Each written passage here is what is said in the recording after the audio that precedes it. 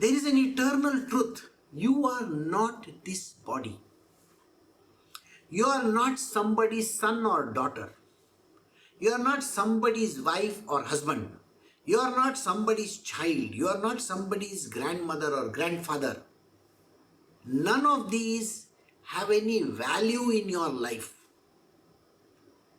They are just designations. You see, when you join some company, you get a designation, isn't it? So those designations go away once you leave that job. And in that company, some people who were there next to you will remember you that time. Hey, what lunch did you get? Oh, have you done this? Have you done that? But after you leave that company, what happens? Nobody cares. Nobody cares. So this is not a joy. This is not super sensuous joy.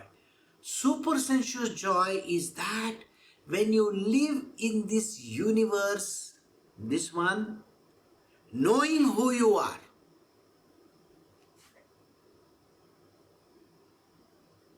I am that God. I am that goddess. I have taken this human form for doing my work over here.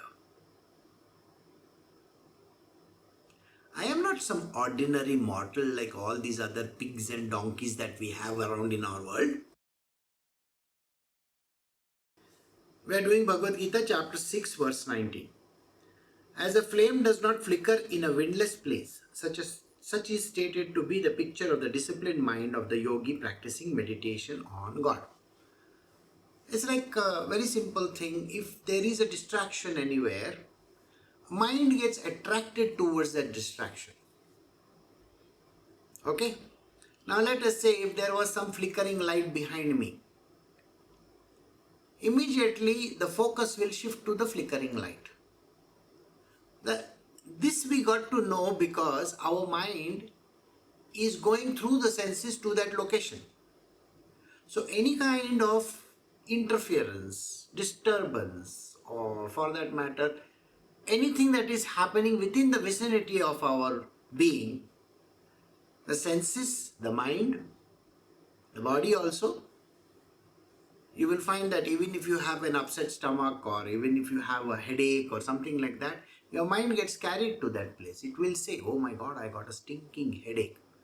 You will say that. So the body, mind and senses, all these can attract you towards outer locations. So when you are focused on God alone, that's it. It is a single pointed focus. There is nothing else in your vicinity or mind, anywhere in your focus.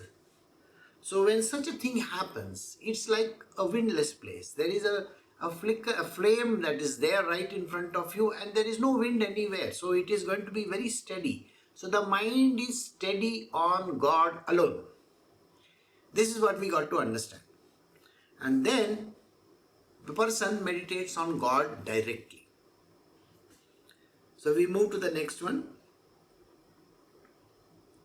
We are doing chapter 6 of the Bhagavad Gita, verse 20. The state in which the chitta, that is the mind stuff, subdued through the practice of yoga becomes completely tranquil, and in which, realizing God through subtle reasoning, purified by meditation on God, the soul rejoices only in God.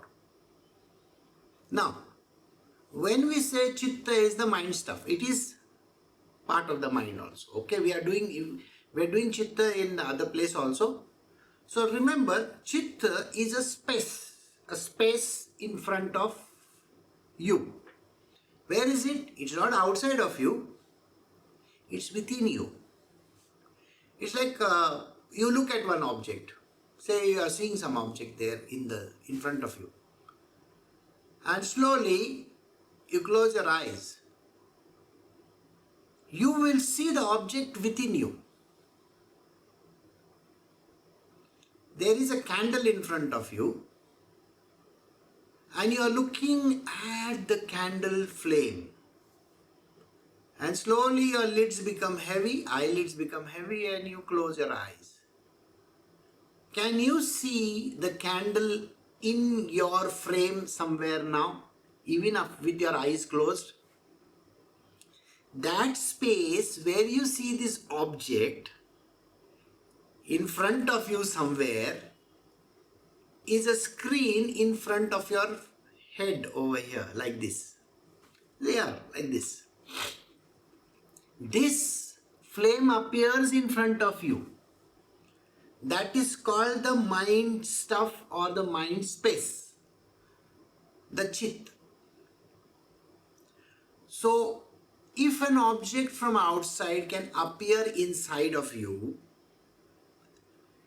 anything that is happening in front of you, behind your ears also, and somewhere somebody is talking, can appear inside of you instantly, even if you close your ears or even if you close your eyes. This space where it appears is the chitta. So the chitta is that place, a projection, like a screen projection. Like you go for a movies and there is nothing in front of you, only the white screen is there. Or if you sit in front of a television till you don't switch it on, there is only a screen in front of you. Like that. And suddenly you switch on and the screen has got pictures in it, moving pictures. Imagine exactly like that, how these pictures appear in front of you. Let us say yesterday you had a very bad day. And even if you are thinking about it and then you close your eyes and that scene is still playing inside of you. It is happening as if it is there, you are there and it is happening. So this chitta is the place, the state in which the chitta subdued through the practice of yoga.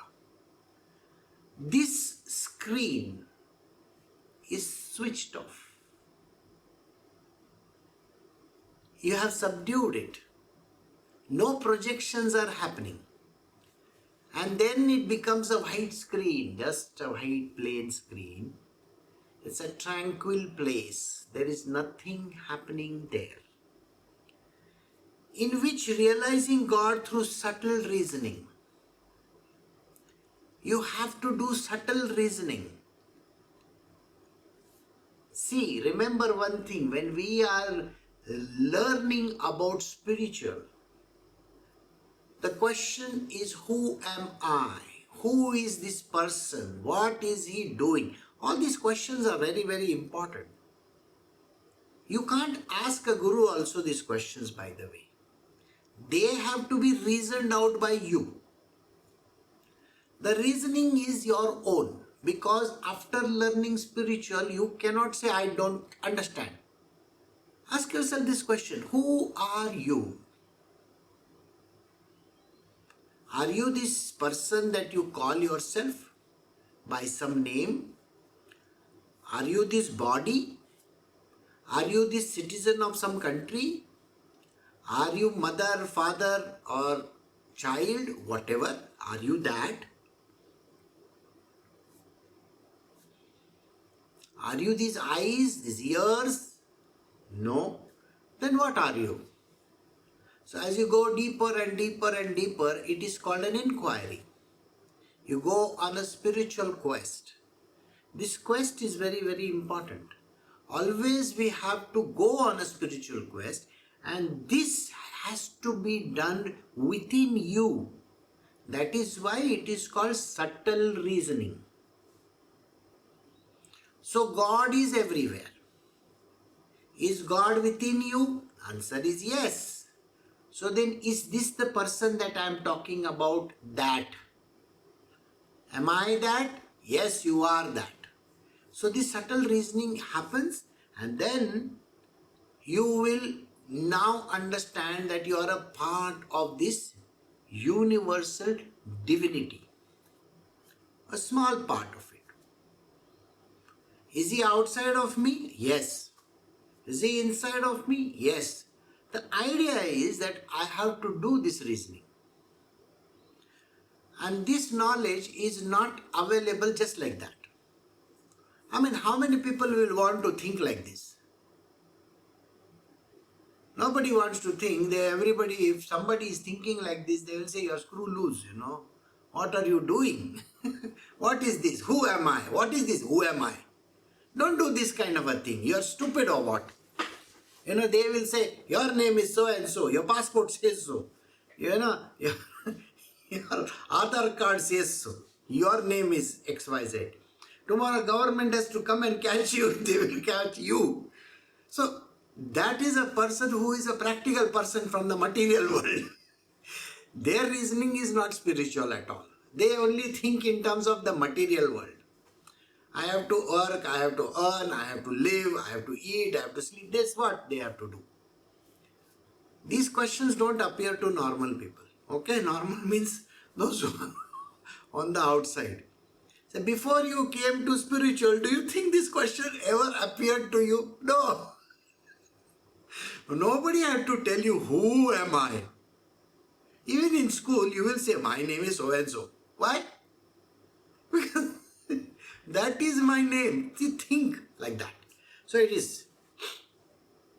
So, purified by meditation. The meditation is when you think of only one thing. That is the divinity within you. On God. So your meditation is only about divinity. Alright? And the soul rejoices only in God. We go to the next one. We are doing Bhagavad Gita chapter 6 verse 21. Nay, in which the soul experiences the eternal and the super sensuous joy, which can be intuited only through the subtle and purified intellect, and wherein established the said yogi moves not from the truth on any account. I just now explained to you how this questioning you got to do. It's a subtle questioning. You have to ask yourself. Don't think you require Guruji at that time. Guruji is of no use to you. You have to sit in one place and ask yourself this question. Who am I? And what am I here for? Am I here to serve somebody's whims and fancies? Am I here to feed everyone? Am I here to take care of somebody's, life? Am I here to live the life that I am leading just now? What am I? And why am I here? Who is this person who is talking? Is it me who is talking? Or is there somebody else who is speaking like this? Because when you say, who am I? Immediately the question will arise, what do you mean by who am I? You should know who you are. Why? Because that is who you are. So, the answer is not in that is who I am. This subtle reasoning is very, very important. You have to do it in a very subtle manner.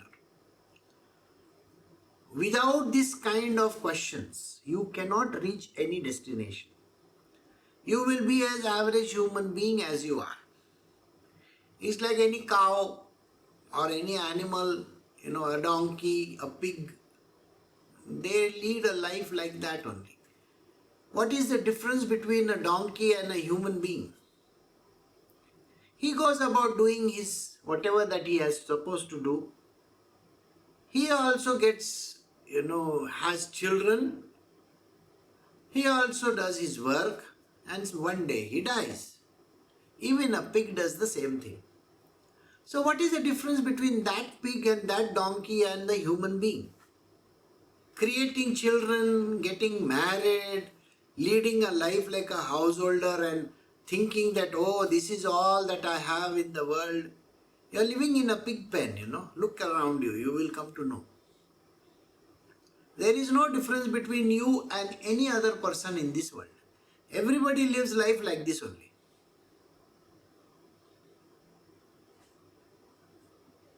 That means your entire life from whenever you are born till you die is a meaningless thing.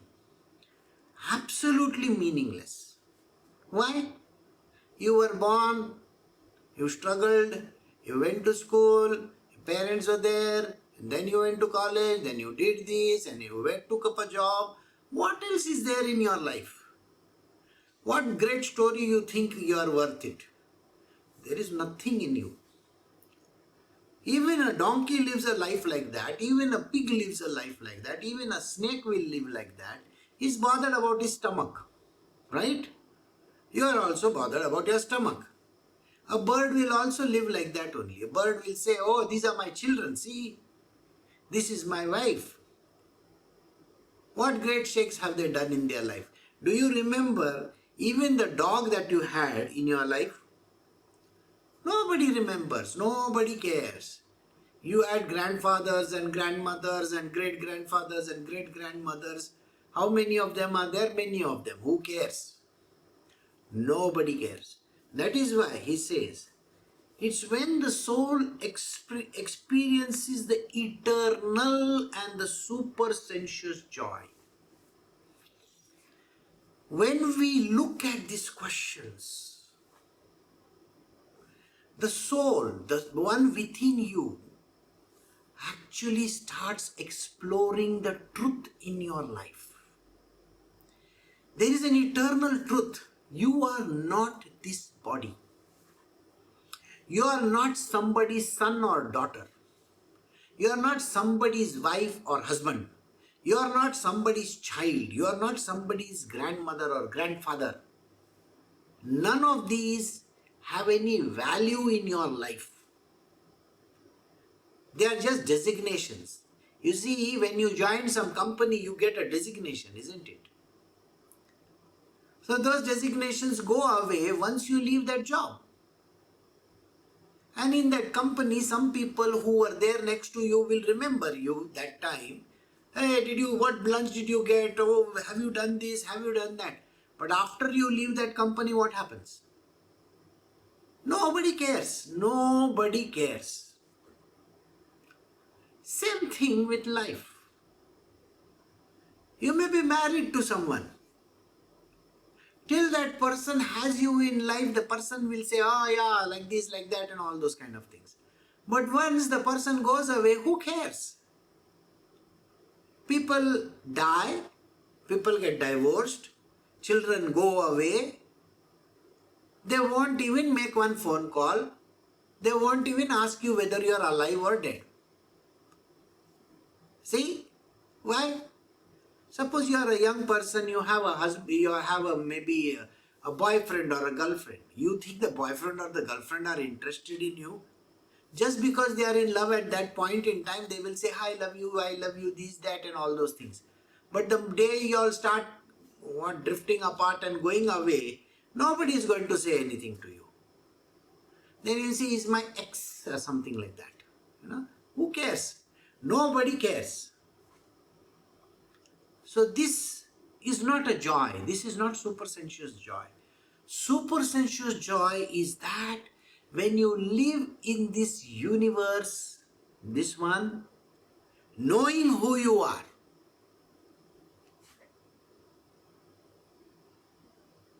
I am that God. I am that goddess. I have taken this human form for doing my work over here. I am not some ordinary mortal like all these other pigs and donkeys that we have around in our world. They eat, sleep, drink, all those kind of things they do for their life. And that's it. I know about this person. I know about that person. They will just, maybe have a get together, a party or something like that. And nobody cares. And when, suppose you say, no, I am spiritual. Yeah, I am also spiritual. See? I also go to temple. I also go to church. I am doing this. I know this Bhagavad Gita by heart. Really. What do you know about yourself? Nothing. Because you will know nothing even if you go and, eat the... Somebody's audio is on. Okay.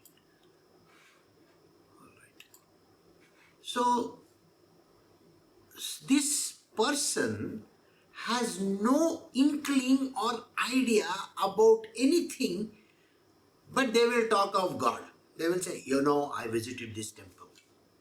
How beautiful that visit was.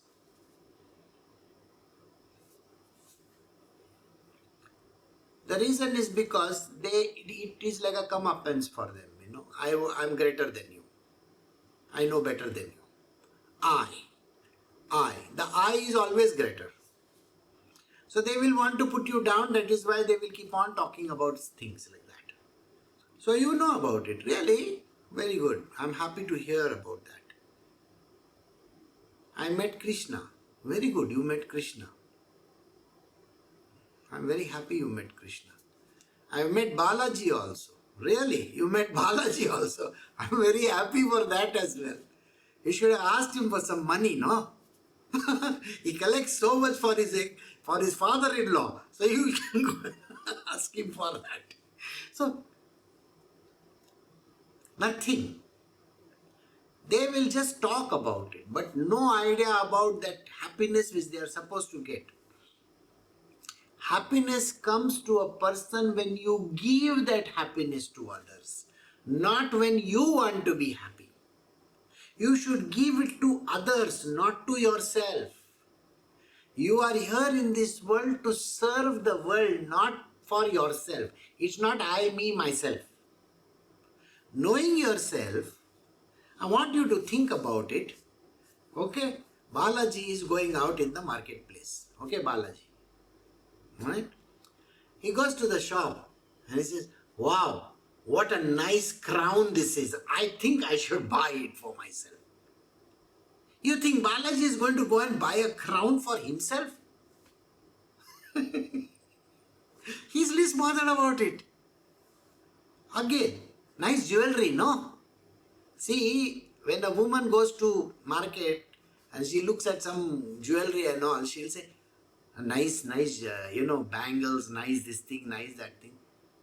I want you to think about it. Lakshmi Devi is going to the market, like you. Wow, nice jewelry, no? You think she's going to talk like this? She doesn't care a damn about that jewelry. When you become that goddess, you are not going to be buying anything for yourself. Understand this one thing very clearly. When you are that God, nobody is going to give you, buy something and give. It's your for taking, but you are not going to take also. You are only there to serve others, not to yourself. Balaji serves others. Lakshmi Devi serves others. Saraswati gives knowledge to others. She doesn't say, I have to go and sit in the library now. She's not going to say these words. She is the library. Other people will go to her and take knowledge from her. And this is where we lose everything. The whole story is lost over there. We think that we are some great sheikhs in this world and I need it. I want it. No, you are here to serve the world. The moment you grow in your life to the level of the goddess, the God, once you understand who you truly are, then you are going to serve the world, not yourself. You are not going to say, this is mine, this is mine. Nobody says, this is mine. The demonic will say, this is mine. I want you to think. It is Ravana who said, this is my city. Lanka, he took it from Kuber. It's not his. But Sri Ram, he told his brother, you take this and you rule over here. Doesn't matter to me. Krishna also never took anything. He said to his grandfather, grandfather, you rule this Mathura now. I have to do service for others. This is the greatness of this whole life of yours. If you want to be spiritual, don't serve yourself, serve the world. This is what it means. So, eternal and supersensuous joy, then this joy comes to you. When you serve the world, you get into this supersensuous joy. It is so wonderful to serve the world. Then it is not a selfish motive at all. Nowhere. It can be intuited only through subtle and purified intellect. This purified intellect is required. This subtle and purified intellect is required. Where are you going to get the intellect if you are so selfish and you are so self-centered? Your intellect is gone all into that gutter. It is he, I, me, myself, I don't know, this is not good, that is not good. You're struggling with your life. You're struggling for the money. I want you to think, does Mahalakshmi struggle for money or what? She is money. Does Saraswati struggle for education? No way. She is knowledge incarnate. But why are you struggling? Because you are a petty human being, like every other donkey and a pig over there. And this struggle goes on till you die. Oh, my name is so and so, I am like this, everybody troubles me, I am in this horrible mess, I don't have money, I don't have this. This is all the life that you have. Have you ever seen smile? Have you ever seen goodness? Have you ever seen this super sensuous joy? Never have you seen, because it is all about I, me, myself. I don't get it, I have never got it, I am always suffering, I don't have money, I don't have this happiness around me, my spouse doesn't take care of me, my children are least bothered about me, blah, blah, blah, blah, blah. My life is a miserable life. Then the soul will never experience this eternal and supersensuous joy. The eternal and supersensuous joy is around you. When you don't think you are that person. If you think you are that person whose name you are carrying, then there will be no joy in your life. It's only misery, misery, misery, misery, misery. To have that joy, first you forget that person. Who is this? It's just a body, it's just some sheath that you have taken. That is it. Not good that way. And then this purified and subtle intellect will open up for you. When it opens up, wherein established the said yogi, he moves not from truth on any account. Once that is firmly established in you, you are that divinity. You are that part of that beautiful one, the divinity himself. Then what are you lacking? Knowledge? No. Money? No. You live in joy constantly. Because it is not that these petty things in this world will matter to you. Once you understand who you truly are, then there is joy forever. There is nothing to bother you. What is there to think about? What is there to feel sad about? What is there to be miserable about? The body has to go through its misery. Body is anyway going to go through its misery, isn't it? I got pain over here, I got this over there, I got that over there. Everybody's body goes through it, but you are not the body. Then why are you bothered? And this way, you will attain this eternal truth by the purified intellect and live a super sensuous and an eternal joy. The joy will come to you and you will not be bothered about anything in this world. There is nothing to bother you. You just live in that joy forever. Okay, so we have come to the end of verse 21. We will stop over here.